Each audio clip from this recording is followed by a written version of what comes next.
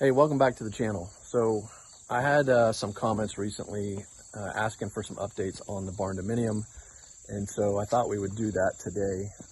Real quick before we do that, just want to point out that it's been a challenging year for us here. We really have not been at the cabin that much. So a lot of our content has leaned towards the Solace tractor because I do actually have a commitment to them for receiving these tractors on loan. I need to be able to put out some amount of content. So apologies for that. It's gotten a little saturated with the Solace content. The reality is, when I come down here, that's what I've been working on because I just haven't been here that much this year. So I've got a 16-year-old daughter who has zero desire to come down here, and an 11-year-old son who, again, his preference is to be back at home with his kids. So if you're new to the channel, you may not realize that this is our kind of country property.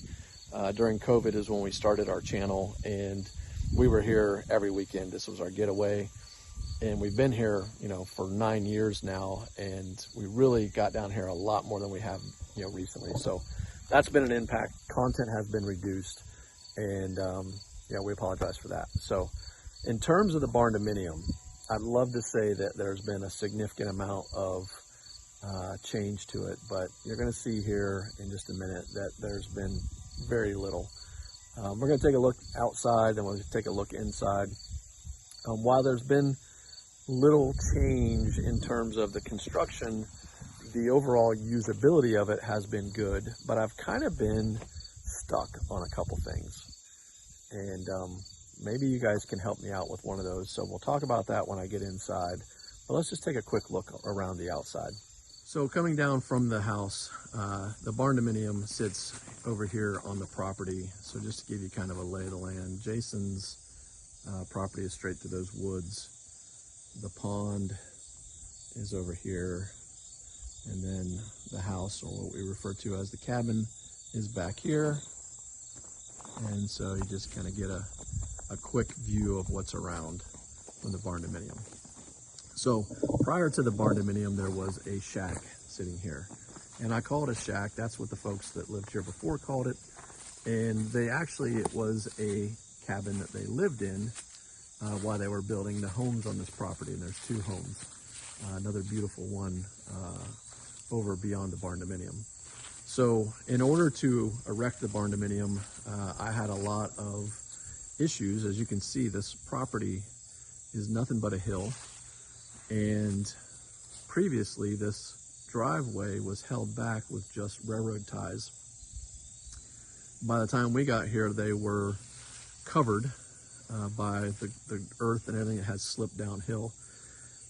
And so we had this very long retaining wall, which goes all the way down to the other side and beyond the Barndominium. And then we terrace down, and we have it here as well. And so you can kind of see there's been a tremendous amount of work just to get this thing so that it will stay on this hillside. So not too long ago, actually it's last fall, so it is actually long ago, almost a year ago, we put in the concrete. And this little abomination here was just kind of the leftover concrete and me sloping it in, trying to keep the water, everything running downhill. It's created a few challenges. One thing I'll point out here is we put this drain in, it comes over to the wall, drains down here. Future project, we got a trencher for the backhoe that we're going to take a hose or take a pipe all the way across and down the hill, get that water off of this level. One advantage that I've recently learned is that little gap there, that 12-inch gap, which we had to have to turn the pipe, has allowed me to blow all of the debris over to the wall and down without getting it into the drain. So although looking at the drain right now, it looks like it needs to be cleared out. So this has given us a tremendous amount of parking space, and possibly even the opportunity to just wheel the sawmill out and mill from either side. One of the challenges with that is getting logs up and onto this level. So And it doesn't seem like it would be a huge issue, but just that little bit of tilt there, when you've got a log and you've got this wall, then you've got to make sure you can get it up there without the loader becoming top heavy and causing the tractor to become unstable. So that's one challenge why I haven't done it so far. The other has just been time. This LT35 is basically brand new from 2020. I got about 15 hours on it. It makes me sick. This is something I really wanted to do more. It's my passion, not necessarily Jason's passion. And it's, while it can be a one-man job, it's a job because it's portable. Setup and breakdown takes a little bit of time. So let's look at what we got going on in here. We got a whole lot of disorganization, which is kind of the story of my life right now. We got tractor, we got the backhoe, we got the wood miser, got all this insulation over here, which I think I've told you guys in the past.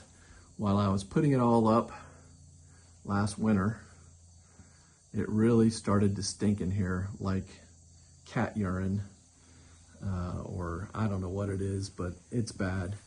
It doesn't seem to be as strong anymore. I do have a ozone machine that helps, but I don't know that it helps enough. So right now I have a dilemma on whether or not I'm going to throw all of this insulation away and just go buy some.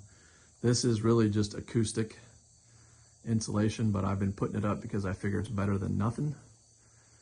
And it's part of my step towards getting the upstairs done because I need to get this area. I'm planning on putting my water tank and my furnace downstairs to run the upstairs. So lots of things to figure out and lots of assumptions that this room and this place 28 by 42 was going to be big enough. Still isn't, but you can tell I'm not the most organized person. And so there's a lot of organization stuff that needs to happen, but as I've been told by others who have these sort of pole barns is don't start hanging and blocking things on the wall if you need to do more before you do that. So here's my big dilemma. My big dilemma is insulation. And I have a 1/2 inch insulation on the outside. And believe it or not, when we were in sub-zero weather last year, with the ceiling not being insulated, but in the upstairs not being insulated, we never got below freezing in here, which I was shocked. So this 1/2 inch of insulation is working quite well, but I don't think it's enough for the long term. And so what I don't know is what I should do there. Should I spray foam? Should I put in bats of insulation? Let's say that I frame between all of my 6x6s with a 2x4 wall. And I think what Jason's doing, he didn't have the insulation on the outside. I think he's gonna put like 2-inch foam board on the inside of his purlins and then a 2x4, and it brings him out flush with his 6x6s. It's kind of nice. But I wasn't necessarily planning on doing that. I wasn't planning on doing all of that extra framing in here. So really, I guess the question that I have that maybe you guys can help me with is anybody, if you're an insulation expert, if you've got an opinion, an informed opinion, even better, I want to insulate the walls in here. And if I do that with bat insulation, what do I need to worry about from a moisture perspective? Do I need to put up a moisture barrier? Do I already have that here? What happens if I don't have my insulation? Do I need to leave a pocket between the other stuff? I just don't know the answer to that. And frankly, I'm getting kind of stymied by little things like plumbing. I want to do plumbing. I have a whole map to do plumbing for this place. I have 2 bedrooms upstairs, 2 bathrooms, and a kitchen. And so the plumbing's all got to go in here before I can finish the ceiling in here. And finish the ceiling, I don't even know what I'm doing on that. So, I mean, my long-term, kind of my dream on all of this was with this sawmill that I would be cutting lumber, and basically this would just be the most beautiful inside workshop that you can imagine. Now, maybe that's what it's going to be 6 years, 10 years from now. So maybe I need to stop worrying about all that. But to finish the upstairs, I need some amount of finishing downstairs. That is a dilemma that I created. So let's look outside here real quick on the other deck, and then we'll go upstairs for a minute. Actually, before we go outside, I have had one major addition to this barn, and that is water. So I have a water line coming in. It's been turned off for nearly a year. We did put a septic in. So I have a septic out here. Has not had anything run into it yet. So my septic is here. My leach field goes all the way across the yard. And I need to decide, I need to get the plumbing done. That's one thing. This is supposed to have a full bathroom in it. Maybe it'll just be a half bathroom so I have more storage room. I don't know. I had this grand idea that I'm having a shower out here, getting ready for hunting or something like that, that I could come out here, coming in from working outside, but it's probably kind of silly to even think about putting a shower out here. So maybe I'll put a urinal in instead. So I did get this, this Vivor retractable thing free from them, and I've been able to wash everything out here, and it'll also extend all the way to the other deck, which has been really cool. So huge add for the Barndo. That's probably the most significant thing I've added since putting up the comfort zone heater last winter. And I don't even have my garage door openers wired. So that's just how crazy it's been. And the last thing I had done was a French drain. So I was getting water coming up through my concrete. And so we had to dig down below the concrete. I had some guys come out, hand dig, and then I backfilled it all with this pea gravel. And luckily, we had this catch basin down here and a hose coming out of it that comes right back up to that pin right there, and we were able to tie into that. So I think we've addressed the water issue, but we won't know until the spring.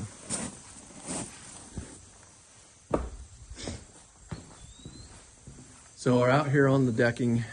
Now the next big project I've got to get my concrete guys back out here to pour a curb. So you can see how my wall is setting, and we had to dig down below that to put this concrete down and get it level. So I need to have concrete injected up underneath that wall to keep this wall from dropping and sagging. And I'm basically going to do a curb all the way down and have it come out here. We've got a little trough to take the water away. So we got that to do. Okay, so let's go upstairs. Some of you have probably never seen the upstairs. I'm going to show you the plans that I drew up, what I thought I was going to do with this building when I originally designed it. And this was built by the Amish. They did a great job. They built some rental cabins nearby, and I liked what they were doing, so they did a great job. Had this thing built in like 7 days. A little better than the darn barn that took a year almost. All right, so we're upstairs, and this has become a catch-all at the moment for stuff that doesn't need to be in here. Not to mention that it is a massive graveyard for flies. So flies and ladybugs galore. It's kind of disgusting, actually. Hear them crunching under my feet. If I'm standing back here at the opening, we come in. To my left, we have a large kind of living room space with a hallway to a bathroom and a bedroom. So bedroom. The bathroom, I actually designed it to have a door from the bedroom and the hallway. So this would be kind of a private bath if you had, two couples staying and they each had their own bedroom, or it would be kind of the catch-all for everybody with that main door. I may get rid of the door from the bedroom just because what I found is with a window on 2 walls if I put a closet on one wall, which I right now took the closets out of the design, I have so much stuff on every wall, I can't even really put anything in there. So back over here, we have the kitchen. Assume that there would be a sink underneath that window. There is a lot of dead space. We do not need a huge kitchen. So I've contemplated putting an additional bedroom in, or a loft or something. So we have, I want to say these are 14-foot high ceilings in here. A lot to figure out. Back in here, the other bedroom, and it has its own bathroom as well. You know, the vision here was having families or couples come visit, and privacy being kind of key. It's a bit of a luxury, but then we have that one closet here, which could be a laundry closet. Originally in my design, I had this as a bunk room. And so it was going to be a very small bunk room, and there wasn't going to be laundry over here. But we thought about just hauling towels and sheets back and forth to the main house not being something we want to do.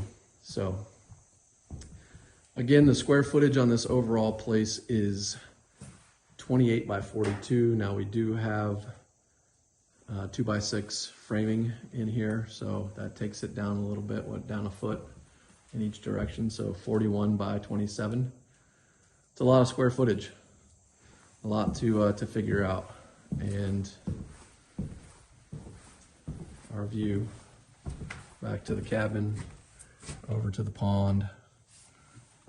So that's a lot of ground covered here on the Barndo update.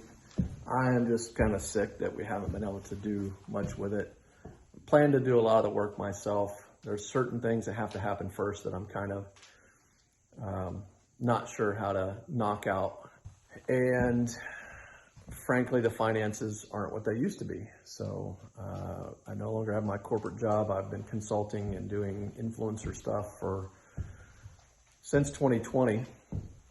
And consulting is up and down, and influencer stuff, you're not going to get rich off of it unless you do it every single day, which I can't do because I'm not down here. So yeah, it's become kind of the project that has a future down the road. So anyway, I know this is a long-winded video. I hope it just helps break up some of the monotony of the Solace content, and I know that you guys some of you have been with us for a long time and appreciate just knowing what's going on. And, you know, that's kind of where we are right now on the Barndominium. So thanks a lot for watching. Have a great day. We'll see you next time.